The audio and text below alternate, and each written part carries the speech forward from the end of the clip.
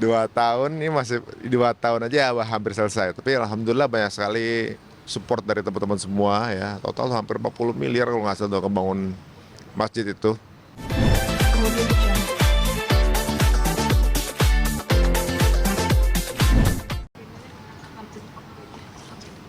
Ya, Bismillah hari ini kita mau perjalanan ke Jepang.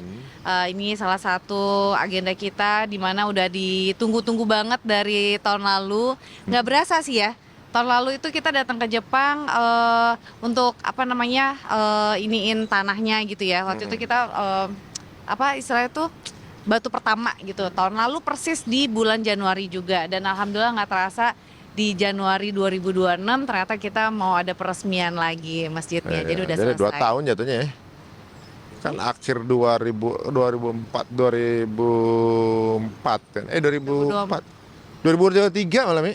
2023 akhir 2024 2 tahun malah. 2 tahun ya. Dari tanah ya, dari tanah. Dari tanah, makanya Tanah. 2023, 2023 akhir 2023, 2024 itu terus kita batu pertama. Nah, dan sekarang 2025 alhamdulillah 2022 2 resmi. tahun. Iya, betul. Tahun lalu peletakan batu pertama. Sekarang sudah jadi 100% atau masih? Kita ngejar buat bisa dipakai sholat Ramadan gitu, dan besok tuh tanggal 16 adalah Isra Mi'raj. Jadi kita mau pasin momennya itu. Tapi proses pembangunan masih berjalan, udah bisa dipakai sholat. Walaupun mungkin belum 100% ya. Ini masih proses penyempurnaan. Tapi memang karena kan nggak murah ternyata ngebangun itu di sana. Waktu diawali di pelunasan di 2024 itu ternyata Persita Kubu itu baru tanahnya lunas, terus butuh bangun ya kan, itu proses lagi tuh. Nah 2 tahun ini masih 2 tahun aja hampir selesai. Tapi alhamdulillah banyak sekali support dari teman-teman semua ya. Total hampir 40 miliar kalau nggak salah untuk membangun masjid itu. Ya nggak murah lah Nggak ternyata. murah gitu. Jadi prosesnya semua kita update selalu di akunnya Cita Quran.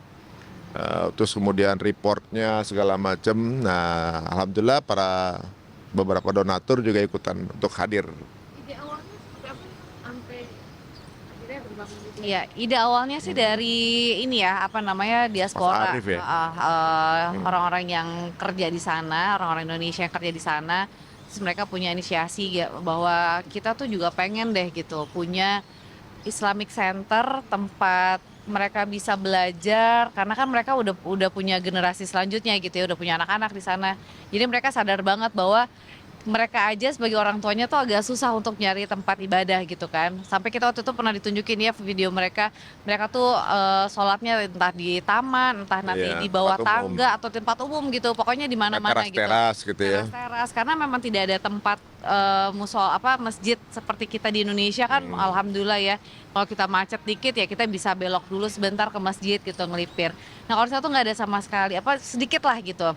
Nah apalagi terkhususnya di Yokohama ini, jadi banyak banget tenaga kerja Indonesia di situ kan, banyak perawat-perawat tuh di sana. Nah tapi mereka ini juga udah punya anak, udah punya keluarga, tapi mereka juga ngerasa bahwa aduh mereka butuh banget nih gitu ya pelajaran agama gitu. Makanya bersama sama Cinta Quran sama Ustadz Fatih Karim gitu ya, terus kita diajakin mau nggak kita kolaborasi nih untuk support mereka gitu ya. Alhamdulillah sih ketika di sana ternyata antusiasme juga orang-orang Indonesia tuh, orang-orang Indonesia kan baik-baik banget ya. Jadi mereka tuh kayak mengerti gitu loh keadaan di sana gitu. Jadi alhamdulillah jadi akhirnya bisa Iya, terkumpul bangun ya sampai juga. sekarang. Jadi kalau di apa? Minoritas mungkin. Indonesia kalau nggak salah per tahun 2.000 orang ke sana ya, karena kan banyak pekerjaan. Jadi gini, mungkin karena budaya warga Jepang, salah satunya ya warga Indonesia banyak yang di sana bekerja sebagai nurse ya kan. Di sana tuh kan orang Jepang kalau udah tua tuh dikembalikan ke negara ya, dirawat negara. Anak itu nggak mau ngerawat. Karena dari muda mereka punya gajian dipotong negara untuk merawat dirinya ketika tua. Anak tuh ngelepas aja. Makanya orang ketika si anak dewasa, mereka pikir saya mending nggak usah punya anak. Karena kalau gue punya anak cuma ngabisin duit gua aja nanti untuk ngedein dia segala macam, gede gue juga dirawat dia kan. Nah makanya pertumbuhan populasinya minus ya gitu kan. Nah, di proses itulah orang-orang tua ini seperti kok begini ya kehidupannya, udah tua kayak nggak kepake lah istilahnya. Terus bertanya sama para perawat-perawat yang orang Indonesia, kenapa sih kamu mau ngerawat mau ngerawat kita orang-orang tua gitu. Kami ya, agama kami yang menugaskan ini gitu. Akhirnya mereka banyak yang mualaf, pertumbuhan mualaf itu makin tinggi kan, jadi demand-nya tinggi gitu kan. Nah itulah kemudian warga Indonesia ini kepengen punya bukan cuma masjid tapi Islamic Center, di mana setiap wisatawan Indonesia atau keluarganya datang ke sini selain dapat ke masjid juga dapat makanan halal gitu. Kemudian kalau ada yang meninggal juga bisa diproses secara Islami gitu. Dan jadi kebutuhan ekonomi atau apa saja yang bisa disupport untuk saudara-saudara Indonesia atau saudara Muslim di sana tuh bisa ada kayak koperasinya begitu. Sebenarnya ingin membangun ini aja sih, kayak semacam hub buat semua ya sesama Muslim. Apalagi itu dia tadi ketertarikan orang-orang Jepang gitu ya terhadap Islam gitu ya. Mereka tuh kan sebenarnya suka banget baca buku.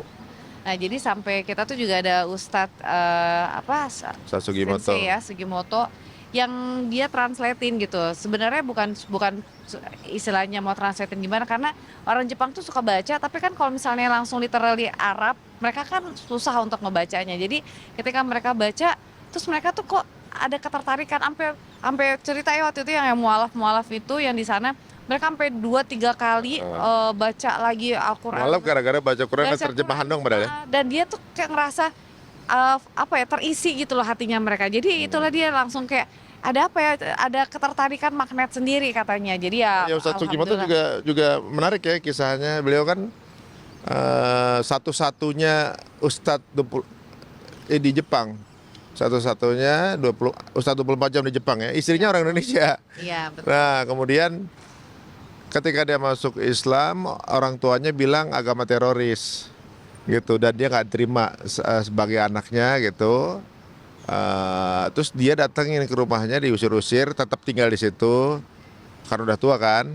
Terus tetap dirawat, udah dimarahin, dimaki-maki, tetap dia ngerawat orang tuanya. Terus dia nanya kan, kamu udah saya maki-maki, udah saya bentak-bentak, udah saya usir-usir, kamu pergi juga gitu.